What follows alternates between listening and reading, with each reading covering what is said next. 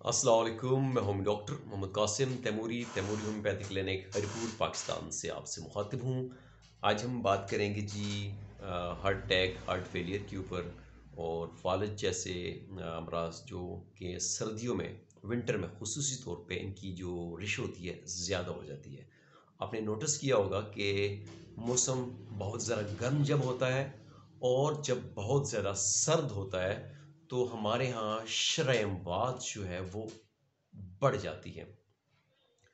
तो आजकल सख्त सर्दी है और हमारे यहाँ शुमाली इलाका जात में आजकल बर्फ़बारी हो रही है और अभी भी मैं जहाँ बैठा हूँ क्लिनिक पे बाहर बारिश हो रही है और सख्त सर्दी हो, जिस वजह से मैंने भी शाल की हुई है, अपने आप को गर्म रखने की कोशिश की हुई है।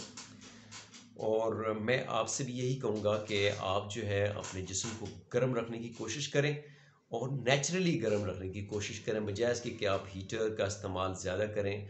अपनी बॉडी को गर्म रखने की कोशिश करें, पजामा वगैरह, स्वेटर, चादर का इस्तेमाल जो है वो ज़्यादा करें। अ, तो हम बात कर रहे थे जी कि हार्ट के ऊपर आजकल जितनी शरह-ए-अमवात हैं उसकी जो अगर रेशो देखी जाए तो हार्ट अटैक और हार्ट फेलियर के केसेस जो हैं बहुत ज़्यादा हैं। तो इसके पीछे जो वजूहत है, हमारा लाइफ़स्टाइल है, हमारी खुराकें हैं और ज़ाहिर बात है फ़िज़िकल एक्टिविटीज़ ना होने के बराबर है और हमारी जो मुरगन और चर्बीली ग़िज़ाएँ हैं, एक जिस तरह का नामुनासिब लाइफ़स्टाइल है, एट द एंड यही होता है कि स्मोकिंग है, खाने वगैरह अच्छे नहीं है, फ़िज़िकल एक्टिविटीज़ नहीं है, तो हमारा हार्ट जो है उस तरीके से एक्टिव नहीं होता। और इसके साथ-साथ हमारे कोलेस्ट्रॉल लेवल है, वो बढ़ जाता है। स्मोकिंग की वजह से हमारे लंग्स वीक हो जाते हैं। हाई ब्लड प्रेशर को कंट्रोल ना करने की वजह से हमारे जो गुर्दे हैं, वाइटल ऑर्गन्स जो हैं, ये ऑलमोस्ट जो है सारे वाइटल ऑर्गन्स जो हैं वो वीक हो जाते हैं। तो सर्दियों में हमारे यहाँ जो बर्फ़ वाले इलाके हैं जैसे नारान, कागान, स्वात, गलियात, यहाँ पे बर्फ़ पड़ती है, वहाँ पे फ़ालज बहुत ज़्यादा है कि वो जब टेम्परेचर एकदम ज़्यादा होता है तो जिस्मानी जो नसें हैं, जो खून की शरीयानें हैं, ये सिकुड़ जाती हैं। ये सिकुड़ने की वजह से ब्लड प्रेशर जो है बढ़ता है। ब्लड प्रेशर जब बढ़ता है तो जिस किसी ब्लड प्रेशर के बढ़ने से जो है वो फ़ालज, haemorrhage, brain haemorrhage, heart attack के केसेस ज़्यादा होते हैं बर्फ़ वाले इलाकों में जहाँ बहुत ज़्यादा ठंड है। अब जहाँ पे सर्दी बहुत ज़्यादा है वहाँ पे लोग हीटर का इस्तेमाल करते हैं। जब हमारे यहाँ गैस हीटर का इस्तेमाल बहुत ज़्यादा है, एक कमरे के अंदर गैस का हीटर लगा हुआ है।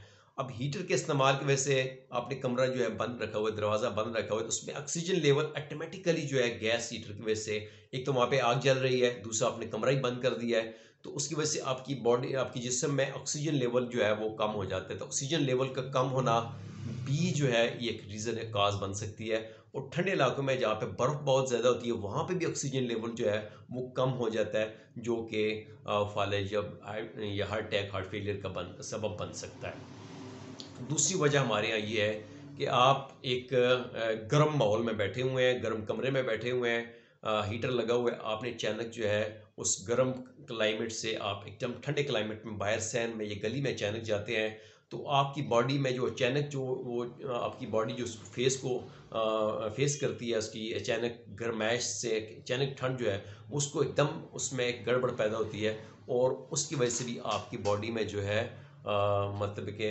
हार्ट अटैक के चांसेस हो सकते हैं। इसके अलावा आपने देखा होगा कि हार्ट अटैक के चांसेस जो होते हैं, हार्ट अटैक जो मोस्टली जो सर्दियों में होता है, हार्ट अटैक हो या फॉलो जो, ये अर्ली मॉर्निंग में ज़्यादा होता है। अर्ली मॉर्निंग में क्यों ज़्यादा होता है कि अर्ली मॉर्निंग में सुबह सवेरे जो होता है सर्दी बहुत ज़्यादा होती है, ठंड बहुत ज़्यादा होती है। उस ठंड को मेंटेन करने के लिए, जिस्म को गर्म करने के लिए हमारी बॉडी के ऊपर स्ट्रेस बहुत ज़्यादा होता है। ठीक है?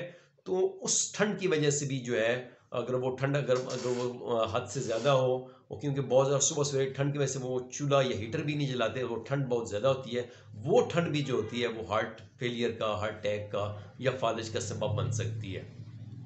और जब रगें जो होती हैं, खून की रगें जब सिकुड़ जाती हैं, जब खून की रगें सिकुड़ती हैं तो उससे ब्लड प्रेशर जो होता है वो ज़्यादा हो जाता है। ये ब्लड प्रेशर का ज़्यादा होना भी ब्रेन हैमरेज का और फालिज का सबब बन सकता है। तो इस मौसम में खून पतला करने वाली मेडिसिन का इस्तेमाल, अगर खून कम है तो खून को कम पूरा करने के लिए जो है आप अपने डॉक्टर की हदायत के मुताबिक जो है वो मेडिसिन इस्तेमाल करें, अपना एचपी लेवल मेंटेन करें। ठीक है, अगर आपके अंदर खून की कमी होगी तब भी आपको सर्दी बहुत ज़्यादा लगेगी, आपके हाथ पाँव ठंडे रहेंगे। और मोस्टली जो बुज़ुर्ग होते हैं, ज़ाहिर बात है वो about 80 about 60 about 70 years old जो होते हैं, उनके हाथ पाँव ठंडे रहते हैं। तो इसके लिए भी ज़रूरी है उनके पाँव जो है पाँव हाथ पाँव गर्म रहने चाहिए, गर्म पजामा, उनकी जुराबें वगैरह, कमरे का टेम्परेचर उनका मेंटेन करके रखें ताकि वो जो है उस टेम्परेचर में वो रह सकें। दूसरी वजह ये है कि अगर आपने नहाना है और सख्त सर्दी है तो एकदम से आपने सर के ऊपर पानी नहीं डालना है। आप जब बाथरूम में गए तो सबसे पहले आप वुज़ू करें, अपनी बॉडी को जो है वो जो पानी है उसकी आप एक उसका आदी करें कि बॉडी आपकी जो उस पानी को जो है उसकी जो टेम्परेचर जो सडन टेम्परेचर चेंजेस आने वाली हैं उसकी वो जो आदी हो जाए। तो सबसे पहले आप वुज़ू करें। इस्लामी तरीक़ाकार भी यही है कि आप सबसे पहले वुज़ू करें, वुज़ू करने के बाद जो है फिर आप जो है पानी डालें। तो सर के ऊपर एकदम पानी आपने नहीं डालना है। ये छोटी-छोटी बातें हैं जिन पे अमल करके आप जो है इन चीज़ों से बच सकते हैं। अगर आपकी फैमिली में हाई ब्लड प्रेशर, फ़ालिज या हार्ट अटैक की हिस्ट्री है तो फिर आपको अपनी फैमिली का, अपने आप का जो है उसमें ख़्याल करना चाहिए। खून पर अगर आपके घर में जो है आपके वालिदैन हैं, दादा-दादी हैं और उनकी एज 50 से ऊपर है, 40-50 से ऊपर है, जो आपकी उम्र जो है 40-50 से ऊपर है, तो आप जो है अगर आपका खून सर्दियों में वैसे ही खून गाढ़ा हो जाता है तो खून को पतला करने के लिए मेडिसिन का इस्तेमाल कर सकते हैं। होम्योपैथिक मेडिकल सिस्टम में अर्निका जो है बहुत अच्छी मेडिसिन है जो खून को पतला करती है। तो आप अर्निका मोंटाना जो है उसकी थेरेपी पोटेंसी जो है उसके 5-5 कतरे दिन में 4 दफ़ा ले सकते हैं। इसके अलावा आप अपने डॉक्टर से, अगर आप अपोलोप्रीन प्रेफर करते हैं तो आप अपने डॉक्टर के मुआलिज से, अपने मुआलिज की मशवरे से आप वो मेडिसिन भी आप इस्तेमाल कर सकते हैं।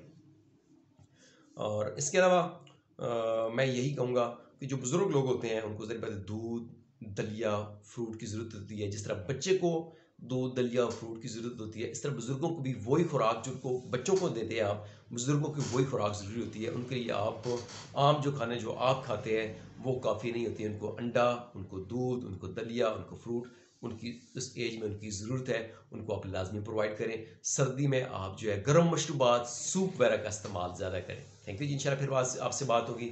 अल्लाह पाक से ये दुआ करते हैं, अल्लाह पाक आप सबको सेहतमंद और तवाना रखे। अल्लाह पाक तमाम बीमारों को शिफा याब करें। अल्लाह पाक तमाम बेऔलादों को औलाद जैसी नेमत से सरफराज करें। विशिंग यू ऑल है गुड हेल्थ। थैंक यू जी, अल्लाह हाफिज़।